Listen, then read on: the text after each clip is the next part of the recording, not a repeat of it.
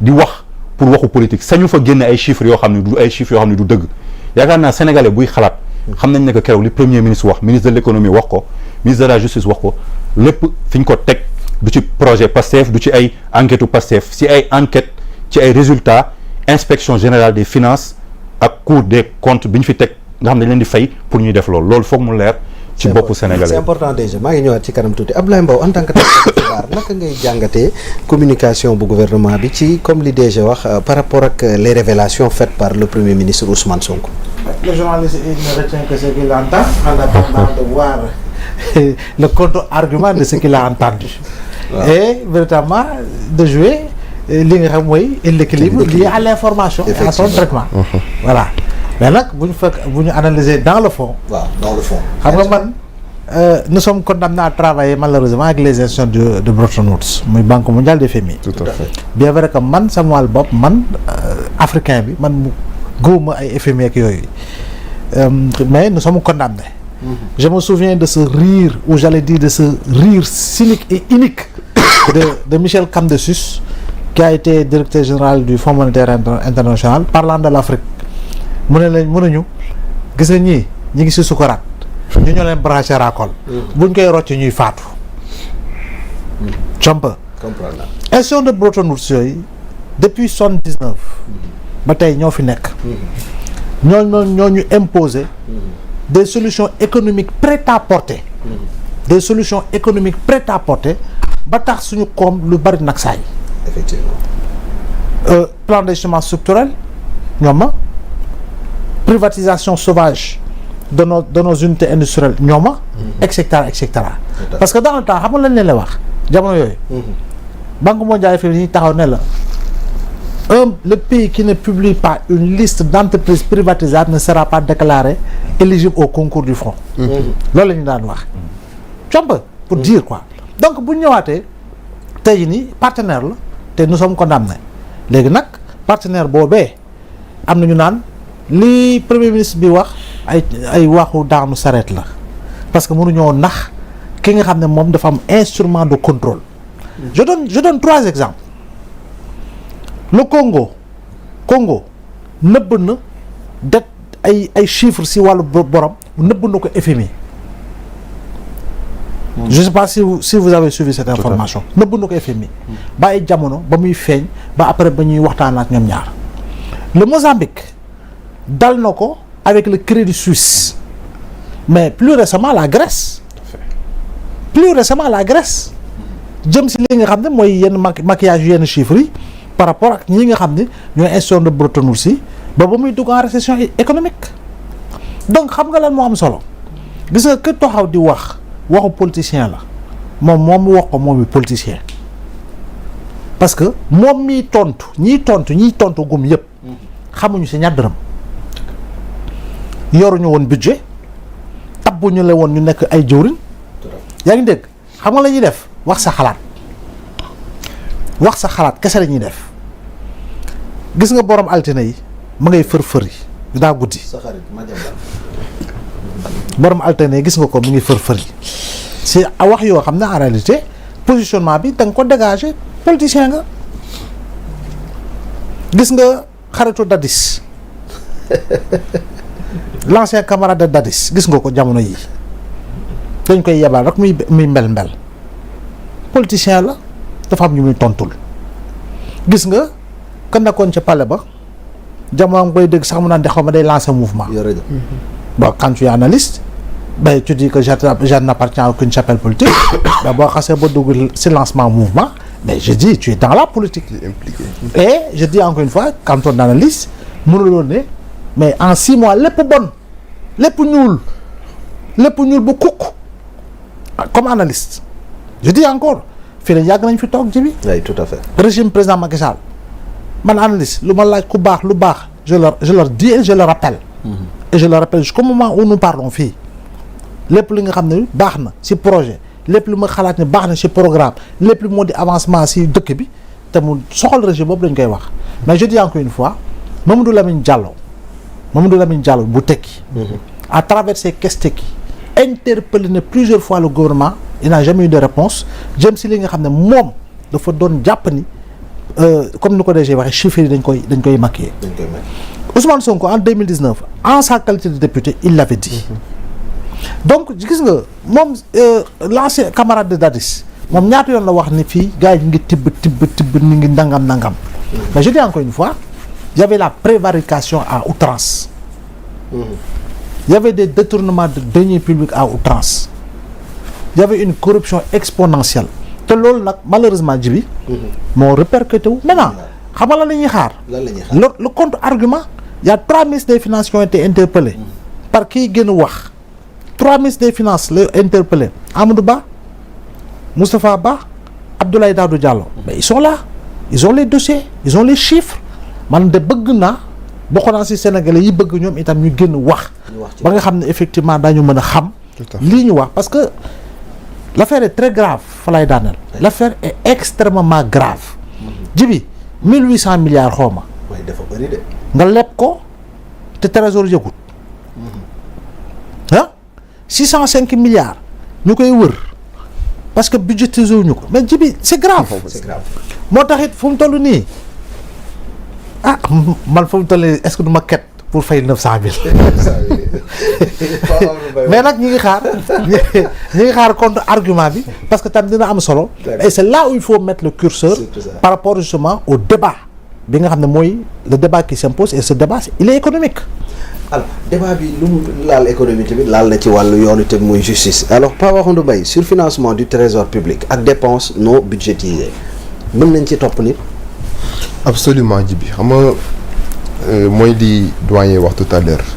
man lorsque j'ai entendu en tout cas le Premier ministre avec ses collaborateurs à travers en tout cas ce point de presse ñu expliquer la situation en ce qui concerne les finances publiques j'ai vraiment tiqué parce que je me suis dit que comment en tout cas nan lañ mën a nekkee dans un régime normal ñu nekk ci Sénégal boo xam ne dañ koy classé parmi les pays les plus pauvres au Sénégal au monde autant pour moi ay nit de par leur position au pouvoir mën a en tout cas def monter benn ingénierie financière boo xamante ne nii c'est vraiment extraordinaire et je crois que comme ni ma ko yàgg waxee dinañ dem ba toll ci situation boo xamante ne même bu fekkente ne le pouvoir en place jël na déjà ay mesures parce que ñoom bi ñu ñëwee seeni première préoccupation bokkoon na ci en tout cas le redressement de la justice donc def de telle sorte que justice bañatee mel comme ni mu meloon auparavant à travers aussi cette idéologie ce triptyque jubal jubbanti donc bu ñu livrer Sénégalais à cet exercice bi nga xamante ne qui consiste à expliquer la situation du pays et conformément à notre législation conformément aussi aux directives yi nga xamante ne tey jii nii yenn institutions communautaires yi nga xam ne Sénégal dafa bokk muy UEMOA dañu koy imposer comme l'a si bien rappelé le directeur donc yaakaar naa ne exercice la boo xamante ne nii day entrer en droite ligne transparence bi nga xamante ne tey jii nii moom la Sénégalais di xaar dans la gestion des charges publiques des deniers publics te ñoom que ça soit bi ñu nekkee ci opposition ba ñuy ñëwee ci pouvoir loolu dafa mas a nekk en tout cas li nga xamante ne moom mooy seen préoccupation maintenant bu fekkente ne à présent def nañ en tout cas des révélations aussi accablantes aussi en tout cas astronomiques par rapport à des chiffres je veux pas entrer dans ces chiffres là puisque je suis pas spécialiste de l'économie mais puisque la question est circonscrite ci li nga xamante ne moom mooy la dimension juridique on a déjà mis en place un pôle judiciaire financier mais je crois que situation bi nga xamante ne tey jii nii le Premier ministre expliquer ne que Sénégalais à travers ce point de presse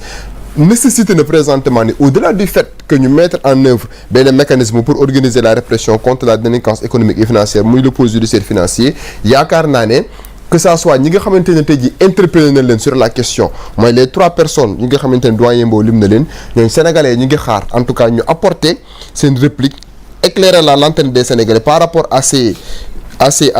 chiffres yi nga xamante ne tey jii le Premier ministre wax na ko mais au-delà aussi de ça situation bu mel ni bu amee jibi ki nga xamante ne tey jii moom mooy le maître de l'opportunité des poursuites mooy le procureur de la République en la matière on peut dire le procureur de la République près en tout cas du pôle judiciaire financier ñu tuddee que le parquet national financier man yaakaar naa ne sax bu situation bii ni amee nécessité na tey jii que mu tenir ce qu'on appelle un point de presse wala benn conférence de presse le procureur de la République parce que code de procédure pénale jox na ko opportunité à chaque fois que ñu constaté ay infractions yoo xamante ne tey jii day engagé li nga xamante ne moom mooy la République dans son entièreté que le procureur de la République bi nga xamante ne moom mooy le ministère public moom mooy le représentant en tout cas de la société mu génn janoo ak askan wi wax non seulement mu expliquer askan wi en termes juridiques fi nga xamante ne fa leen jëm ci poursuite yi mais def de telle sorte que toutes les personnes yi nga xam ne tey jii impliqué nañ leen parce que en droit il y a ce qu'on appelle la responsabilité en cascade même yéen dans le droit des médias dañ koy wax quand par exemple le journaliste def benn infraction parfois dañuy remonter ci directeur de publication bi c'est ce qu'on appelle la responsabilité en cascade en de pareille occurrence cette même situation mën na am parce que buñ suivre par exemple la situation jusqu'à son terme non seulement ñi nga xamante ne tey jii nekkoon nañ ay ministres te Ousmane Sonko cité leen ñoom yoon war na leen a convoquer mais le président de la République il ne faut pas perdre de vue que moom en tant que clé de voûte des institutions moom mooy le premier des ordonnateurs. bu ñu toppee logique bi moom mooy le premier des ordonnateurs parce que finance publique day organiser ñi nga xam ne ñoom ñooy les ordonnateurs ak ñi nga xam ne ñoom ñooy les comptables le comptable moom mooy manipuler que ça soit nga nekk comptable de matière wala nga nekk un comptable de denier mais lépp li nga xam ne yaa ngi koy manipuler en terme de gestion financière ki nga xamante ne tey jii moom mooy ordonné en la matière le président de la République li ñu fi wax nii yëpp l'ancien président de la République mënoo ko exempter de toute responsabilité par rapport à ces déclarations scandaleuses loolu moo tax ma ne non seulement le pôle judiciaire financier war na tey jii nii étendre li nga xamante ne tey jii moom mooy le champ de la répression convoquer ñi nga xamante ne ni impliqué nañ par rapport à ces chiffres yi nga xamante ne ni c'est vraiment astronomique mais le président l'ancien président de la République s'il faut en tout cas le convoquer pour moom mu war a ñëw leeral sénégalais par rapport à sa gestion je crois que présentement on a tous les outils nécessaires pour lancer que benn mandat d'arrêt et l'expression n'est pas de trop bu fekkente ne tey jii nii ñëw na ñu interroger ko par rapport à cette situation parce que nee naa la moom mooy le premier des ordonnateurs donc mënuñu def par exemple ce carnage financier sous le dos du peuple sénégalais sans pour autant qu'il soit impliqué sans pour autant que moom tey ji mu am des éléments d'information et des éléments de réponse yoo xam ne war na ko fournir sénégalais yi maintenant à partir du moment où la machine judiciaire s'est emballée comme on a l'habitude de le dire le pôle judiciaire financier commence maintenant à convoqué ñi nga xamante ne ñoom ñooy des dignitaires de l'ancien régime yaakaar naa ne présentement il est temps d'étendre li nga xam ne moom mooy le champ de la répression faire de telle sorte que képp koo xam ne tey jii laale nga si nga ñëw ñu traduire le devant ce pôle là bu fekkente ne par exemple constaté nañ ne li ñu lay tuumaal am na ñu def comme li nga xamante ne def nañ ko présentement la Diop gelé déjà say compte bien yi nga xam ne jot nga ko am Sénégal ñu teg ci loxo en attendant que ñu yóbbu le procès pour xool ba xam tey jii nii coupable nga wala coupable parce que présentement nii mënuñu tuumaal kenn wax culpabilité mais à partir du moment où il y a des indices yoo xam ne mi ngi dégagé wu à tout bout de champ il va falloir impérativement que le parquet national financier bi nga xamante ne nii moo nekk ci biir pôle bi jël ay responsabilités ne serait-ce que tey jii nii kat tenir un langage. mais maître dogguma la yàlla bu la dee dog mais terme bi ñuy wax d'habitude naan présomption d'innocence fii mënees na fee am. oui xam nga la présomption d'innocence c'est vrai toute personne poursuivie est présumée innocente jusqu'à ce qu'une décision de condamnation soit prise il faudrait-il que les voies de recours soient épuisées mooy képp koo xamante ne tey jii yoon mu ngi lay topp dañuy jàpp ne defoo dara jusqu'à ce que justice jël dogal na yow que li lay toppee am na te même bu justice jëlee dogal na li lay toppee am na sa avocat bu interjeté appel tu es toujours présumé innocente mais la présomption d'innocence nekkul lenn loo xamante ne dafa nekk benn maraanu kiirlaay non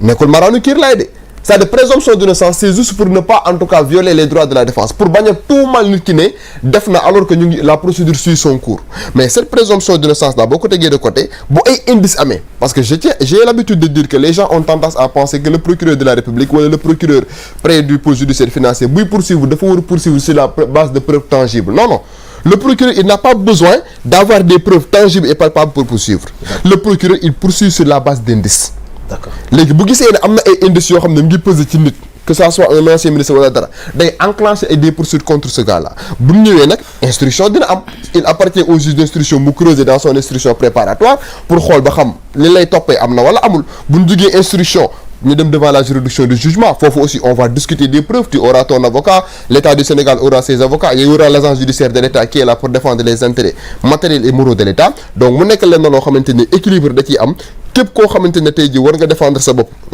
bopp pour la manifestation de la vérité. d'accord ci wàllu vérité boobu la temps may ñëw ci Serigne Niang ma dem ci DG donc sànq yaa ngi koy wax dette ak wàllu déficit lépp mu nekk loo xamante ne ni tudd nga ko genre kàcc lañ ko waxee ci wolofal gu xaw a yaatu tuuti mais lu mu ci mën di nekk situation bi ndax da ngaa jàpp ne dafa mën a affecter li jëm ci wàllu confiance u partenaires yi nga xamante ne li financier bi premier ministre daal di tudd ci Sénégal. non loolu gawma ko mais dinaa si ñëwaat. xam nga ñun bi ñu jëlee pouvoir bi. mars dañu ñëw fekk benn situation bu catastrophique avant sax au début bi am ba ñu xam dette beeg déficit bi fu mu toll vraiment. bi ñuy nekk ci opposition bi amoon nañ soupçon amoon nañ ay éléments parce que ñun aussi dañ doon am ay informations mais soo nekkee ci opposition mënoo am situation globale bi mais on a toujours dit et sans que grand boobu mi ngi koy wax président Ousmane Sonko l'avait dit que chiffres yi dañ leen manipuler on a toujours dit aussi que suñu budget bi ñu doon voté bi Assemblée nationale bi doon voté c'était pas un budget sincère ça ne collait pas avec les chiffres ñun yi ñu amoon déjà à notre niveau sans sax tey état